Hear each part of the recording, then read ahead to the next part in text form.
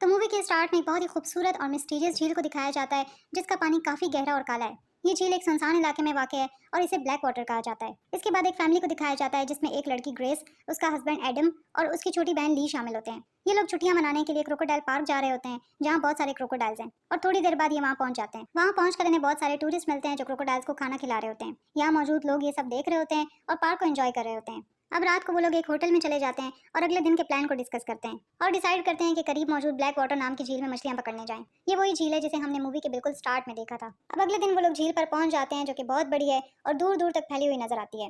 इसके इर्द गिर्द बहुत बड़े बड़े दरख्त भी हैं, क्योंकि ये एक जंगल है। अब यहाँ इनकी मुलाकात एक आदमी से होती है जिसके पास एक कश्ती है। वो इस जगह का गाइड है और इनके सफर में इनकी मदद करेगा। अब थोड़ी देर बाद वो इन्हें मछली पकड़ने ले जाता है। गार्ड इन्हें बताता है कि इसका बॉस यहाँ एक और फैमिली के साथ टूर पे गया हुआ है और इसके पास इमरजेंसी के लिए एक गन है, क्योंकि यहाँ बहुत सारे क्रोकोडाइल्स हैं। अब कश्ती पर सवार होते हुए ये लोग इर्द गिर्द के व्यू को एंजॉय करते हैं, पिक्चर्स लेते हैं और ये सब कुछ इन्हें बहुत खूबसूरत लगता है। अब वो किनारे से काफी दूर चले जाते हैं और एक जगह पर मछली पकड़ने की कोशिश करते हैं, लेकिन नाकाम रहते हैं। फिर गार्ड इन्हें मजीद दूर ले जाता है। अब एडम दोबारा मछली पकड़ने की कोशिश करता है और इस बार एक मछली इनके फिशिंग रॉड में फंस जाती है। वो सब खुश हो जाते हैं, लेकिन अचानक इनकी कश्ती बहुत जोर से हिलती है और एक साइड की तरफ झुक जाती है, जिसकी वजह से ये सब लोग पानी में गिर जाते हैं। तभी ये पता चलता है कि यहाँ एक बहुत बड़ा क्रोकोडाइल था जो इनकी कश्ती से टकरा गया था। एडम यहाँ बहुत ज्यादा डर जाता है और सबसे कहता है कि जल्दी करो और दरख्त पर चढ़ जाओ। वो घबरा जाता है और ग्रेस को दरख्त पर चढ़ने में मदद करता है। अब यहाँ इसे ली दिखाई नहीं देती, क्योंकि ली गायब हो जाती है और वो इसे ढूंढने लगता है। तभी ग्रेस देखती है कि क्रोकोडाइल ने गाइड पर अटैक कर दिया है और वो उसे मार देता है। ग्रेस बहुत ज्यादा डर जाती है, क्योंकि क्रोकोडाइल अब एडम की तरफ बढ़ रहा होता है। वो चिल्लाकर उसे दरख्त पर चढ़ने के लिए कहती है और वो फौरन दरख्त पर चढ़ जाता है।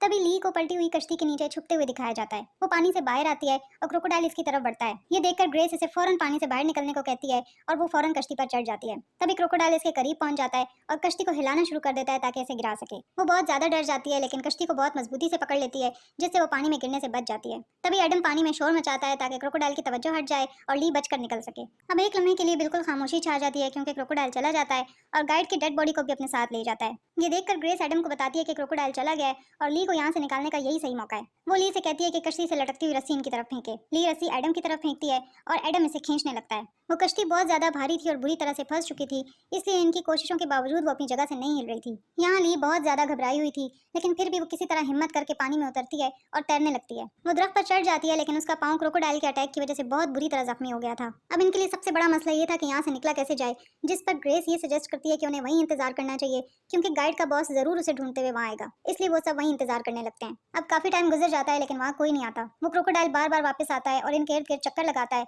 और इनके नीचे आने का इंतजार करता है ताकि वो इन पर अटैक कर सके। अब एडम यहाँ मशवरा देता है कि वो पानी में जाकर किसी तरह कश्ती को ठीक करें और फिर इसमें बैठने की कोशिश करें, लेकिन ग्रेस और ली को लगता है कि ये प्लान बहुत खतरनाक है, क्योंकि अगर वो पानी में जाएंगे तो क्रोकोडाइल इन पर अटैक कर सकता है। अब घबरा कर ली बुरी तरह चीखने चिल्लाने लगती है और मदद के लिए पुकारने लगती है। ग्रेस भी इसे देखकर यही करती है, लेकिन उस इलाके में कोई नहीं आता। अब यहाँ मौजूद मच्छर इनकी परेशानी में मजीद इजाफा करते हैं। इनका मोबाइल भी पानी में गिरकर खराब हो चुका था। तभी ग्रेस ये मशवरा देती है कि इन्हें दरख्तों पर चढ़कर और इन्हें पार करके दूसरी जगह जाना होगा, लेकिन इन्हें ये भी देखना होगा कि ये दरख्त कहाँ तक है। इस सब के बीच एडम की ग्लासेस पानी में गिर गई थी, इसलिए वो सही से नहीं देख पा रहा था और ली का पाँव बुरी तरह जख्मी है, इसलिए ग्रेस सारी सिचुएशन को खुद ही चेक करती है। वो देखती है कि कुछ दरख्तों के दरमियान 100 मीटर तक का फासला है, जिसे इन्हें तैर कर पार करना होगा। आगे और दरख्त भी लगे हैं, लेकिन ये प्लान इन्हें काफी खतरनाक लगता है, क्योंकि क्रोकोडाइल उस 100 मीटर के फासले में इन पर बहुत आराम से अटैक कर सकते हैं और वो भाग भी ना सकते, क्योंकि क्रोकोडाइल इनसे तेज तैरते हैं। अब मायूस होकर ग्रेस वापस आती है और गाइड के कटे हुए कान को पानी में तैरते हुए देखती है, जो इसे बहुत बुरी तरह डरा देता है और वो इन्हें बताती है कि इसने क्या देखा है। ये सुनकर एडम इन्हें मशवरा देता है कि वो कश्ती को इस्तेमाल करें और इसे ठीक करने की कोशिश करें,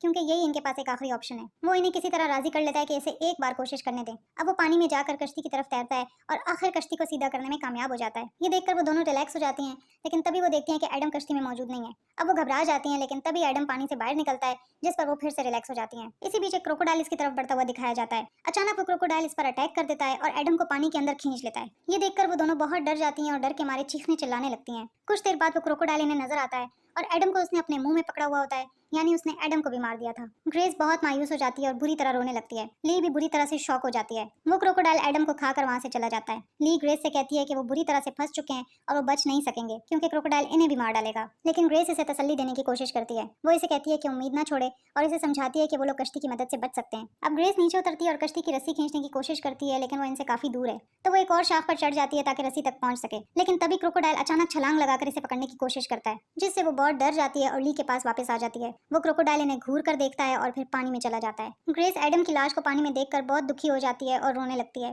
ली इसे तसल्ली देने की कोशिश करती है। वो दोनों बहुत बुरी तरह थक जाते हैं और वही इंतजार करने लगते हैं। अब जैसे ही रात होती है वो जगह मजीद खौफनाक हो जाती है और मौसम भी बिगड़ने लगता है। वो क्रोकोडाइल एडम की लाश को खाने लगता है और ये आवाजें सुनकर ग्रेस बहुत ज्यादा दुखी हो जाती है और रोती रहती है। इसी सब में रात गुजर जाती है। ली इसे हौसला देती है और इसे कहती है कि जो कुछ भी हुआ उसे भूल जाओ, अब अपने बच्चे के बारे में सोचो और अपने हस्बैंड की इस आखिरी निशानी को बचाओ। और ग्रेस उसकी बात मान लेती है। अब वो देखते हैं कि इनकी कश्ती काफी दूर जा चुकी है और अब इन्हें तैर कर कश्ती तक पहुंचना होगा। अब वो आगे बढ़ती रहती है कि तभी क्रोकोडाइल ग्रेस पर अटैक कर देता है और इसका पांव पकड़कर इसे खींच लेता है। ली बहुत ज्यादा डर जाती है और जोर जोर से रोने लगती है और परेशानी से ग्रेस को चिल्लाकर पुकारने लगती है। तभी ग्रेस पानी से ऊपर आ जाती है और ली इसे खींचकर दरख्त की तरफ ले जाती है। क्रोकोडाइल के अटैक की वजह से ग्रेस के पांव पर बहुत गहरा जख्म बन जाता है और उससे बहुत खून बहने लगता है, जिससे ग्रेस की हालत बिगड़ने लगती है। अब ली अपने कपड़ों से एक टुकड़ा फाड़ कर इसे पट्टी की तरह इस्तेमाल करती है ताकि खून बहने से रोक सके, जिससे खून बहना बंद हो जाता है। लेकिन ग्रेस बहुत ज्यादा तकलीफ में होती है। अब कुछ देर बाद ली को एक कश्ती की आवाज सुनाई देती है और वो एक शाख पर चढ़कर जोर जोर से मदद के लिए चिल्लाने लगती है ताकि उन लोगों को अलर्ट कर सके। लेकिन इंजन के शोर की वजह से कोई उसकी आवाज नहीं सुनता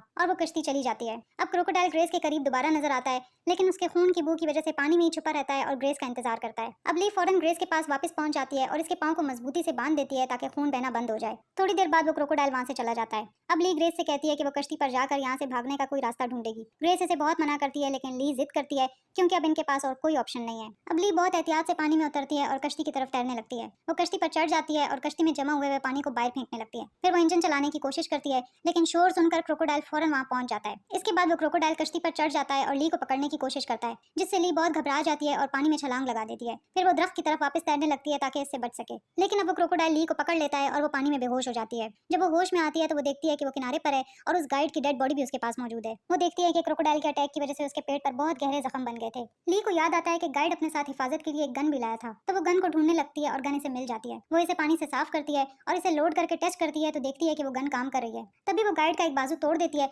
और इसे पानी में हलचल मचाने के लिए इस्तेमाल करती है ताकि शोर सुनकर क्रोकोडाइल इसकी तरफ अट्रैक्ट हो जाए। वो अपने इर्द गिर्द का जायजा लेती है, लेकिन क्रोकोडाइल फौरन सामने नहीं आता। अब वो खड़ी हो जाती है तो देखती है कि क्रोकोडाइल बहुत खामोशी से इसके पीछे से इसकी तरफ आ रहा है। ये देखकर वो बहुत ज्यादा पैनिक हो जाती है और फौरन पानी में छलांग लगा देती है। क्रोकोडाइल इसका पीछा करता है लेकिन फिर गायब हो जाता है। ली रुक जाती है और क्रोकोडाइल को ढूंढने लगती है कि अचानक क्रोकोडाइल सामने आता है और इसका हाथ पकड़ लेता है, जिससे इसका हाथ बुरी तरह जख्मी हो जाता है। तभी वो क्रोकोडाइल को उसके सर में गोली मारती है, जिससे वो फौरन मर जाता है। इससे इसका हाथ आजाद हो जाता है और वो मरा हुआ क्रोकोडाइल पानी में तैरने लगता है। वो बहुत पुरसुकून हो जाती है और फौरन ग्रेस के पास वापस आ जाती है। वो ग्रेस से कहती है कि अब वो खुश हो जाए क्योंकि क्रोकोडाइल मर चुका है और अब वो यहाँ से फरार हो सकते हैं। वो ग्रेस को जगाने की कोशिश करती है, लेकिन वो होश में नहीं आती और यहाँ पता चलता है कि खून की कमी की वजह से ग्रेस मर चुकी है। ली बहुत ज्यादा दुखी हो जाती है और बहुत रोने लगती है। अब मूवी के आखिरी सीन में दिखाया जाता है कि ली ग्रेस की लाश को कश्ती पर ले जाती है और वहाँ से रवाना हो जाती है, जिसके बाद मूवी खत्म हो जाती है। अगर मूवी पसंद आई हो तो वीडियो पर लाइक और कमेंट जरूर करें और चैनल को सब्सक्राइब करें। अब मैं मिलूंगी आपसे नेक्स्ट वीडियो के साथ, तब तक के लिए टेक केयर।